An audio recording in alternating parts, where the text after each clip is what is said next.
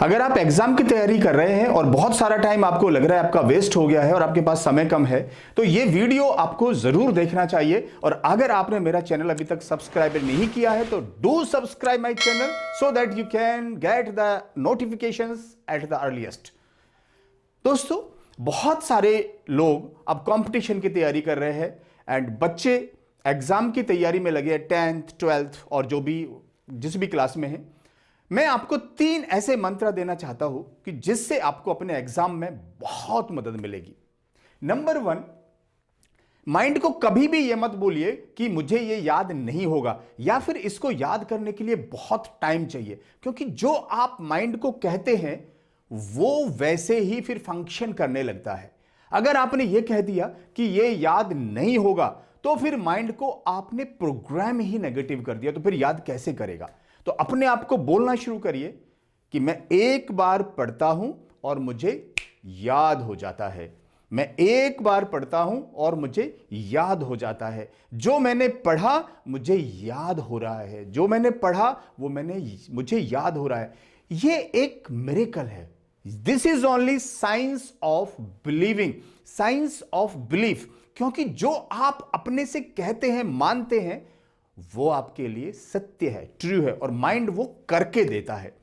Number 2, हम कई बार क्या करते हैं कि पूरा दिन लगा देंगे लेकिन कुछ चैप्टर्स नहीं पढ़ पाएंगे। जो हमारा टारगेट है पढ़ने का, पहले तो बनाया नहीं होता, और बनाया है तो फिर वो अचीव नहीं होता।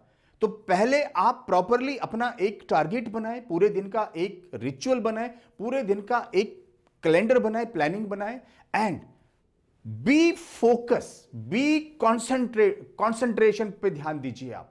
अगर मान लो आपको लग रहा है कि 45 मिनट्स तक आप किसी चीज को बहुत अच्छी तरह से देख सकते हैं, पढ़ सकते हैं, तो 45 मिनट्स तक ही पढ़िए और देन टेक 5 मिनट्स ब्रेक, थोड़ा सा दूर होकर उसको वापस याद करिए एंड फिर देखिए आपको कितना याद हुआ है। क्योंकि जो भी आप कॉन्सेंट्रेशन और फोकस होके पढ़ेंगे वो आपको बिल्कुल याद हो जाएगा। तो वो पॉसिबिलिटी है कि वो आपका कंसंट्रेशन का टाइम 40 मिनट हो, 50 मिनट हो, 1 घंटा हो, लेकिन वो कंटिन्यूस मत करिए कि 5-6 घंटे या 4 घंटे 3 घंटे लगातार पढ़े जा रहे हैं और फिर कुछ पता नहीं चल रहा। एंड अब मैं आपको एक गुरु मंत्र दे रहा हूं जो ज्यादातर बच्चे गलती करते हैं।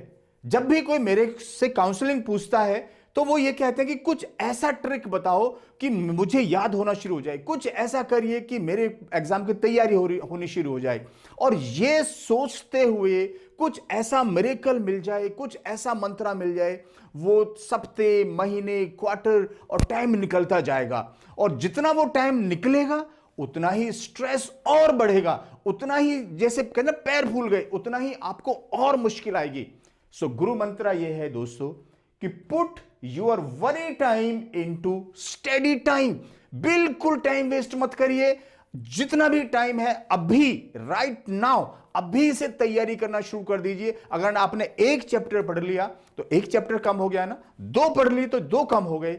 Put your worry time into study time. Worry time अगर आपने जितना लगाया, आपका माइंड आपको और स्ट्रेस में लाएगा और याद नहीं होगा। इसका मतलब आप उल्टा कर रहे हैं, अपने आप को हार्म कर रहे हैं। Then good, and put your worry time into study time. You will get that miraculous results and you will enjoy those results जिसकी आप कल्पना करते हैं। दोस्तों, इन 3 चीजों को सिंपल, बिना दिमाग लगाए अप्लाई करना शुरू कर दीजिए। बिलीफ, अपने आप से बोलिए, you have the capabilities, you have the abilities, you have the resources, कि जिस चीज को आप एक बार देखते हैं आपको याद हो जाती है। मैंने भी दोस्तों इसको प्रैक्टिस किया कि जब मैंने मोबाइल नंबर्स को याद करना शुरू किया तो मेरे से 5, 10, 1 मिनट में याद होने शुरू हुए, क्योंकि मैंने अपने माइंड को बोला कि मुझे याद हो जाता है, मैं याद कर रहा हूं, तो बस वैसे ही चेंज आने लगा।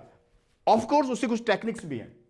कॉन्सेंट्रेशन से फोकस होकर करिए। एंड तीसरा गुरु मंत्र, best of best, put your worry time into study time and you will enjoy the best results. Thank you.